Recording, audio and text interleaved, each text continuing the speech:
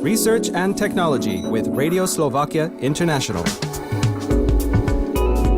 Bitcoin and cryptocurrencies, cybersecurity and the future and possible demise of the banking industry were the main topics of the most recent tech summit in Bratislava, focusing on financial technology known as fintech. As well as stalls displaying cutting-edge fintech, the one-day event hosted guest speakers and panel discussions from experts and industry leaders.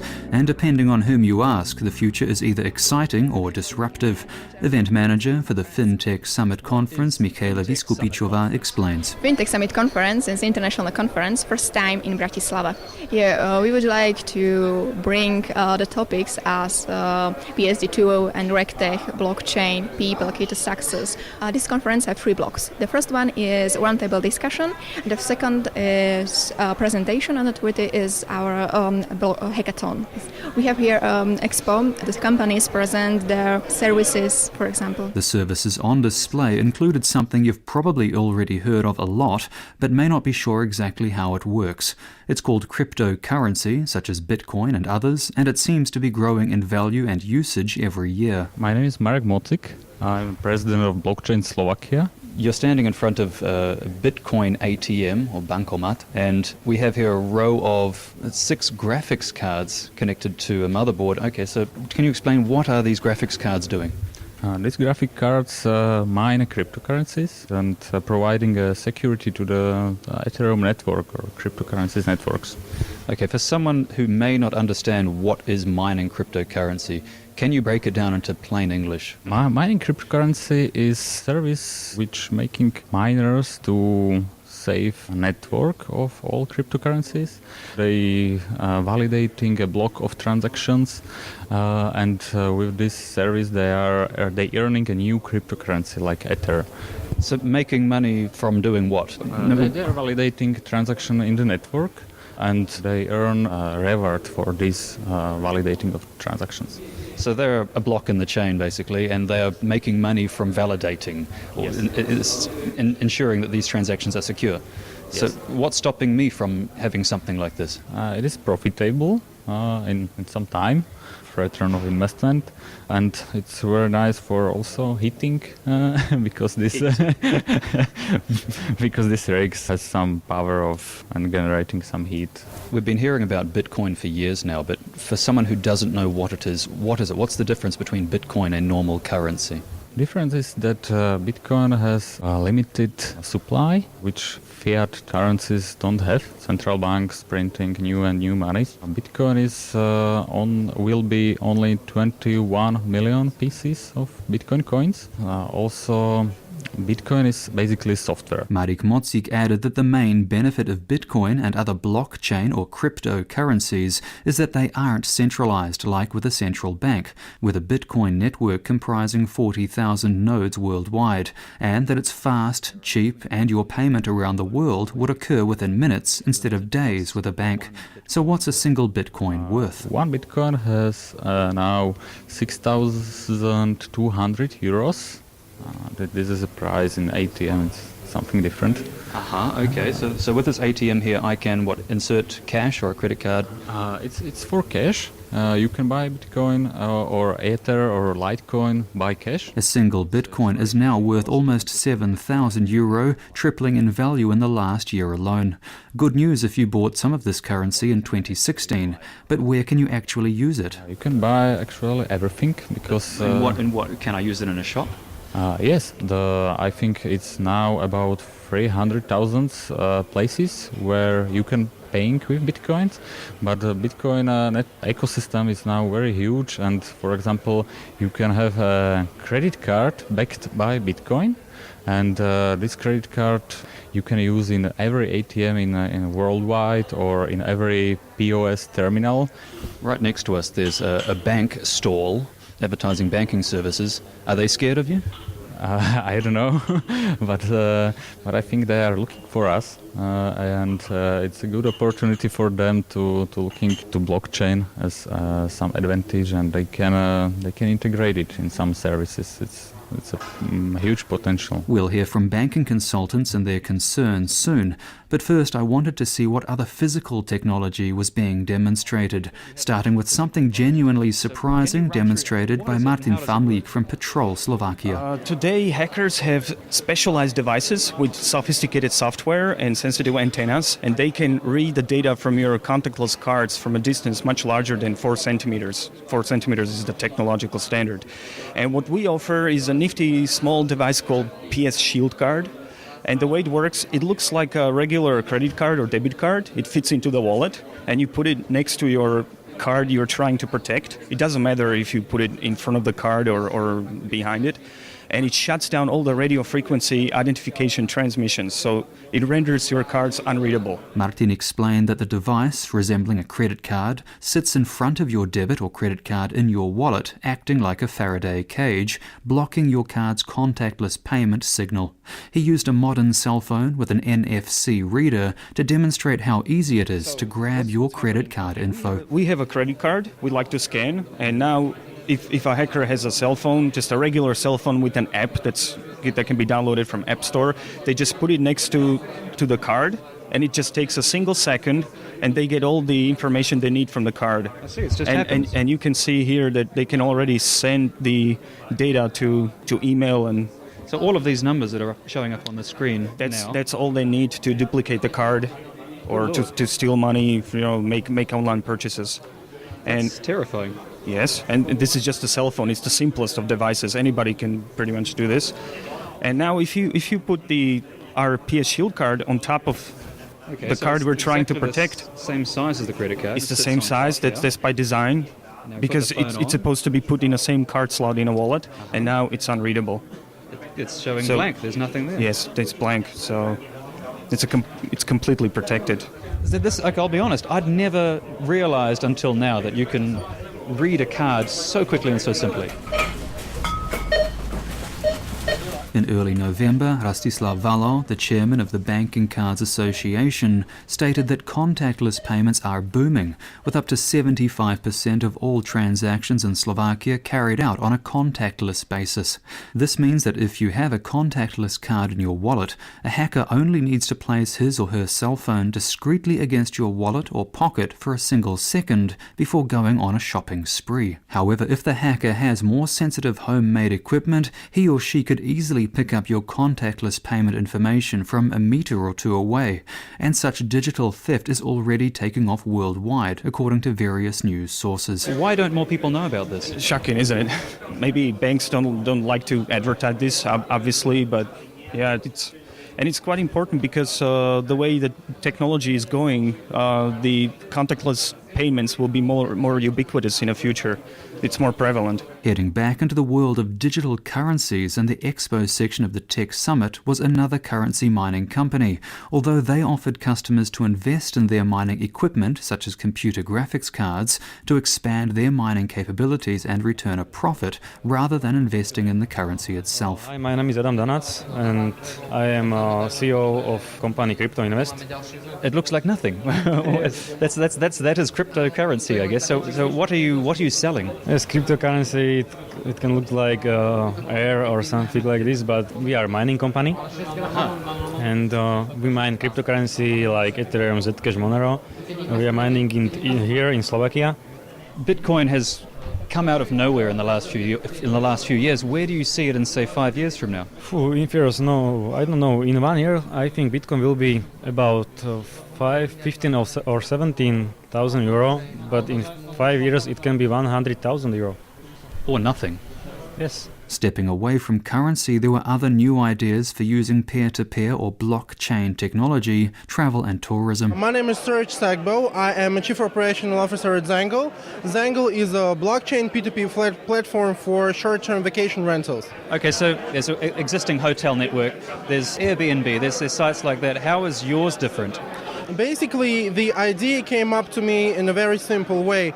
We try to build an end-to-end customer journey along the travel experience. I've been using Airbnb myself last year when I visited Tokyo for the first time. It took me almost 3 hours in a foreign country to find a place where I actually booked, because no offline navigation. People just don't talk English there, and this is the problem that I see in the current services. They do not support you along all of your journey. So the kind of a problem that we tackle, we not only try to sell you the place to stay, we sell the experience that you can have staying at that place for the first time. You came up in the airport. At our platform, you can order a transfer to the place directly, not the Uber, because you might not have an internet connection or whatever. In our platform, you can see a non-touristic, authentic places, not to be mainstream, the Eiffel Tower in Paris, or some kind of hidden gallery with exclusive masterpieces that no one see.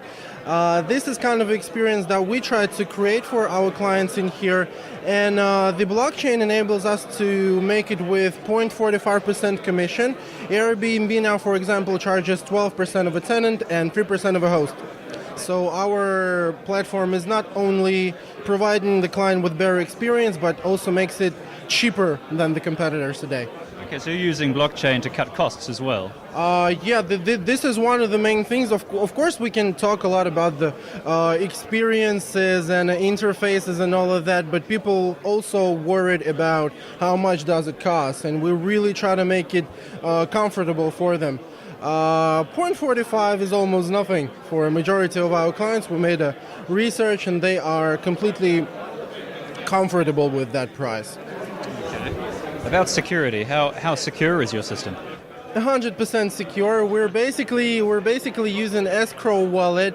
A tenant sends money to escrow wallet, and as far as the smart contracts ensures that the this or that deal has been made. For example, your personal smartphone opened a door, NFC chip, smart lock, that kind of thing.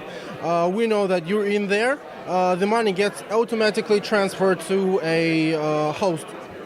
That's the idea. No manual regulation required in here, and escrow with a properly written smart contract totally enables that. While the expo displays offered varying products and services, the discussions at Tech Summit focused primarily on digital security and the so-called blockchain revolution, meaning the coming wave of cryptocurrencies and decentralized electronic services, as well as the rise of so-called crypto-anarchists, something that should have banks concerned. Guest speaker Petr Bešina, who worked in the banking sector for 15 years, paints a gloomy future for banks as we know them. What have you been discussing? I've been talking about Parallel Police, which is a project on behalf. There will be a group of crypto-anarchists and people who like blockchain and Bitcoin. Crypto-anarchist. What is a crypto-anarchist? Yeah, that's not easy. It's just people loving freedom, not to be spied, and just love the parallel of the systems. Just trying, using something better which could make our lives better. Can you hack Bitcoin? No. That was No, because Bitcoin is unhackable now. There are a lot of issues with exchanges, but no. So what are you hacking? There are a lot of systems like centralized, a lot of sites and a lot of systems, databases. There are a lot of vulnerabilities on the market because of the many vulnerabilities were released thanks to NSA. Okay, so who should be scared? Obviously not Bitcoin miners or Bitcoin users, but banks? Yeah, I came from banking. I spent the last 15 years in banking. So if you compare the banking systems to Bitcoin system, not the exchanges or mining, but if you compare the payment system, then Bitcoin is like 4 levels above the actual banking system. So what should banks be doing to protect themselves against crypto anarchists? We don't need banks, actually. But they exist. So what can they do to survive? To be honest, I think they in this situation they won't survive. Well, what's going to kill them? They kill themselves because they are using obsolete technologies. They have a lot of money. They are not able to innovate so fast than we need. Says developer and guest speaker Petr Bešina. Another of the key topics being discussed at this November Tech Summit was something that is about to severely rock the banking industry in Europe, yet you've probably never heard of it, even though it will affect you. It's called the PSD2, or Payment Services Directive 2, a European Commission directive to allow third parties to carry out the financial services normally reserved for banks. In layman's terms, it means, for example, you could pay your power bill via Facebook, or transfer money to a friend via email rather than logging into online banking. There's also the possibility for non-banking financial companies to leave traditional banks in the dust and gobble up their customers through the offering of faster, more personalized financial services. The bulk of the implementation is expected to take place in 2018, but banks have not always been known to embrace change. So could PSD2 and cryptocurrency kill banks as we know them? Matej Vťačník, a guest speaker and head of the Slovak operations for the fintech startup Railsbank, doesn't think so. Now, I just had a very interesting interview with one of the other speakers who said that banks are going to die. What's your opinion? I don't think that's going to happen anytime soon. The banks are here, and we just need to learn how to connect the fintechs or the other companies that want to access the banking services in a nice and clean way. So what can you improve, for example? We can improve a couple of things. The relationship building between the banks and the fintechs needs to shorten. Typically now it takes 6 to 9 months to onboard a fintech to a bank, and it takes $100,000 or euros to actually do the first live transaction, because that's the cost of the technology to be built. I think that needs to be improved substantially in order to create better relationships, better interactions between those two. Matej Vťačník explained that the biggest risks facing banks isn't the lack of security or Bitcoin, but their style. Perhaps like the oil industry, they're not prepared for radical change. Bigger threat is for the banks to be more agile and to understand how to work with the new world that's evolving around them. So how to embrace Bitcoin, how to embrace blockchain, how to embrace the new things that's happening around, and to reply in a fast manner. In your experience, are banks embracing Bitcoin and cryptocurrencies? Some of the new ones are. We see the first ones that are actually playing with that and trying to implement and to work with the new technologies. But at the very same time, one thing is playing with it, and then the other thing is actually building something of value for the customers. So that's the next step that needs to be done. The future of banking is going to be much more decentralized. As we see, a lot of the fintechs are cutting out a lot of the traditional services of the banks into small services. They're doing extremely well. So, a typical bank will do transactions, would do FX, would do loans, would do mortgages, would do credit scoring. And with the advent of fintechs, there's hundreds of other providers doing a very small piece of the value chain, but very, very well. So the future is going to be more in collaboration than being a fenced-off fortress of a bank. Fellow guest speaker and one of Tech Summit's VIPs was Lou Zurawski, practice lead for ACI Payments worldwide. I asked what major issues banks may face with the coming implementation of the PSD2, or Payment Services Directive 2. First of all, PSD2 is probably one of the most radical, revolutionary kind of bits of public policy affecting retail banking ever done. So it is a directive. It's a new set of rules, which in theory sounds great. It's going to have some sort of things that people need to do. But at the moment, we have so much uncertainty about what people need to do in terms of banks and their obligations to open up access to new third-party providers in the financial services industry. We have regulatory technical standards which haven't yet been agreed and probably won't be for a while.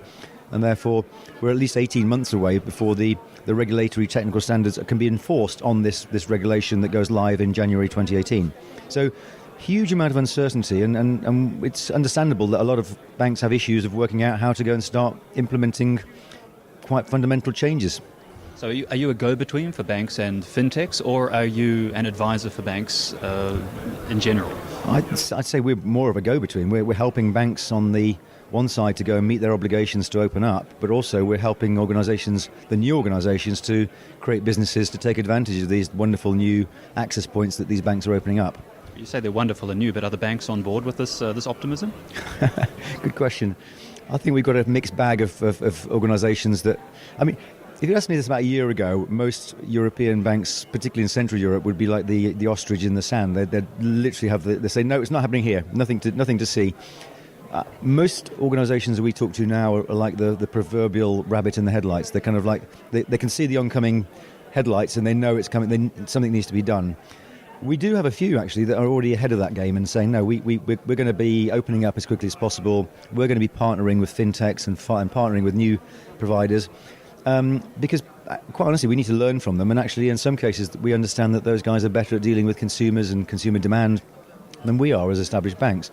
And actually, between those two parties, it shouldn't be seen as a sort of like a conflict and a war between fintech and banks. There is a collaborative space that we're helping to bridge between.